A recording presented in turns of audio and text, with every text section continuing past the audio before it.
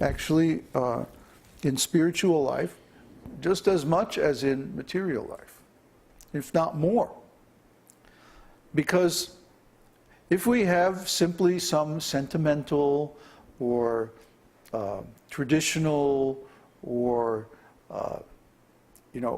ordinary view of spiritual life, that you perform a few little rituals, you make a few little offerings, and then magically something is supposed to happen.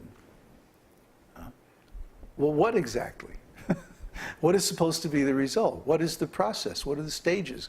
What are the procedures? What are the laws of, in material science, they know all these different laws of material nature, and they're able to predict all kinds of phenomena because of it. But what are the laws of consciousness?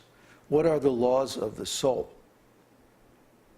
And there's a great deal of misunderstanding on all of this. Even within Vedic knowledge, or knowledge derived from the Vedas, there's a great deal of misunderstanding and disagreement about this subject.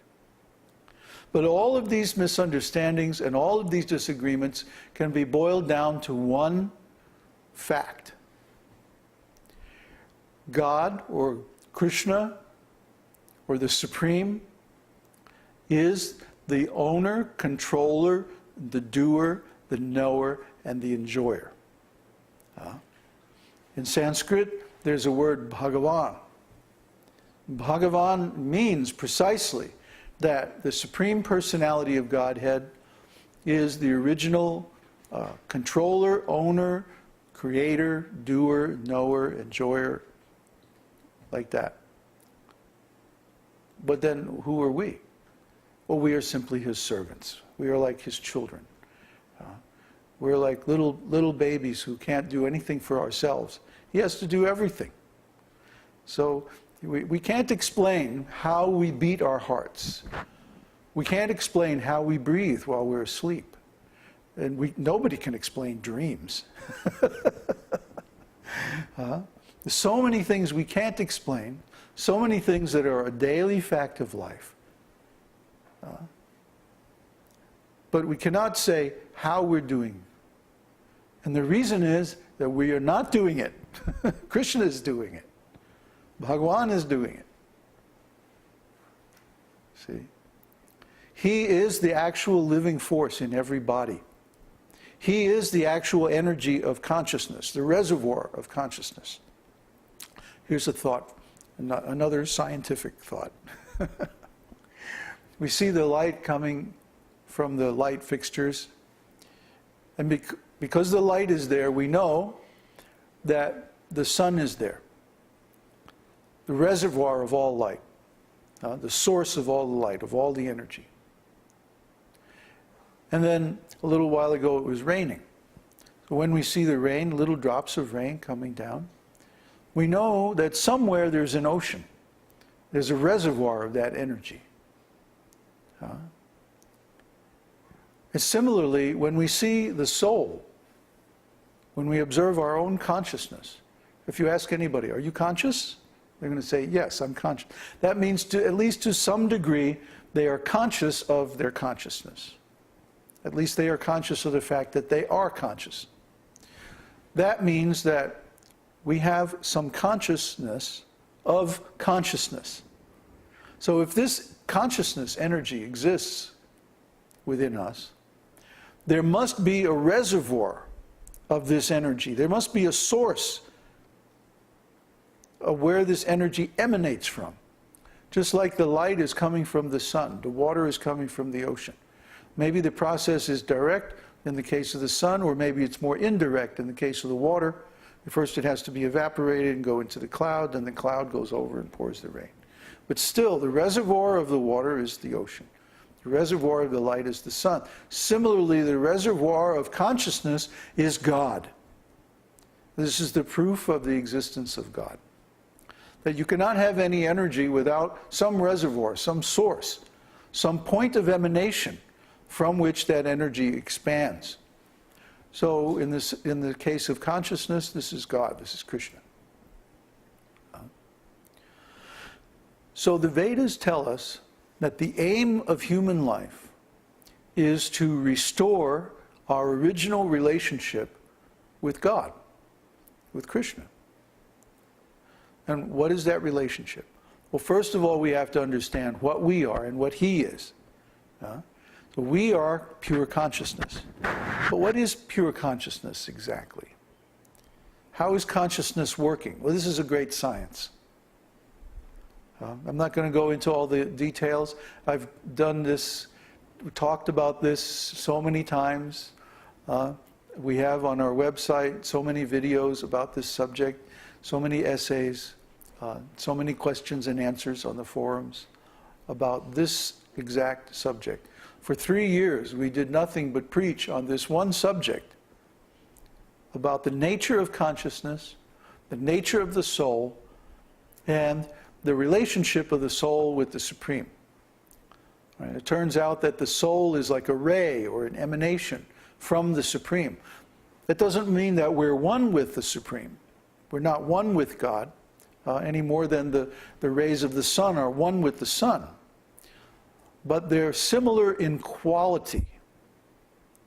Similar in quality. Just like if we take a drop of water from the ocean. That doesn't mean that the drop is the ocean. But the water has similar properties. So similarly, the soul has a lot of the properties of the Supreme. And we just went through detailed analysis of the 64 qualities of the Supreme, Krishna. And it turns out that the spirit souls can share up to 50 of those qualities. It's like 71% or something like that. 71% of the qualities of the Supreme are also found in the Jiva soul.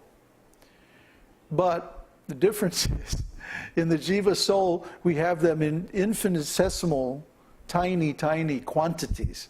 But in the Supreme, those same qualities are there in infinite, unlimited quantities as deep as the ocean.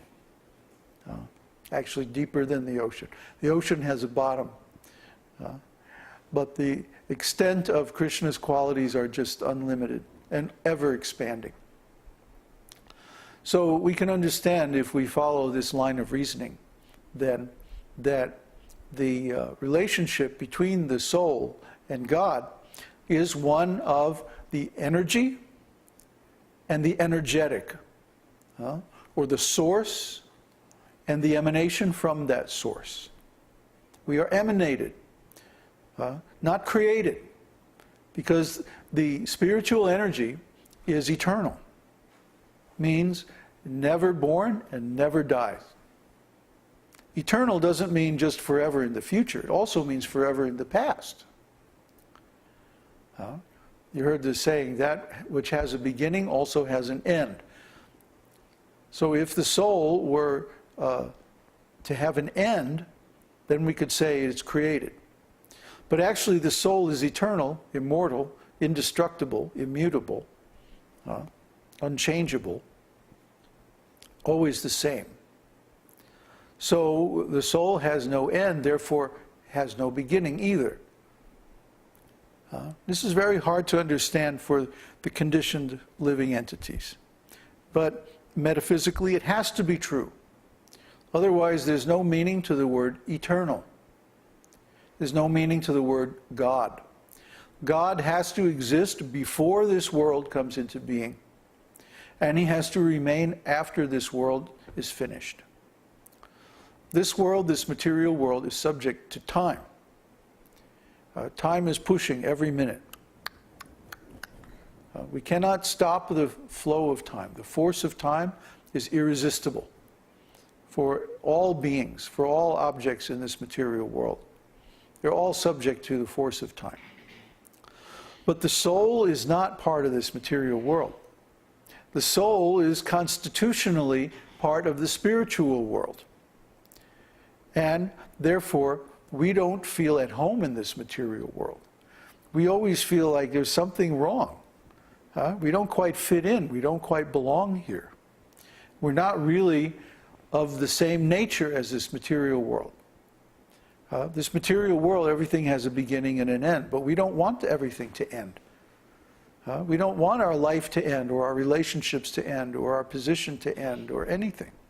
We want everything to go on and on and on so that we can live and grow and realize our plans and stuff, our goals.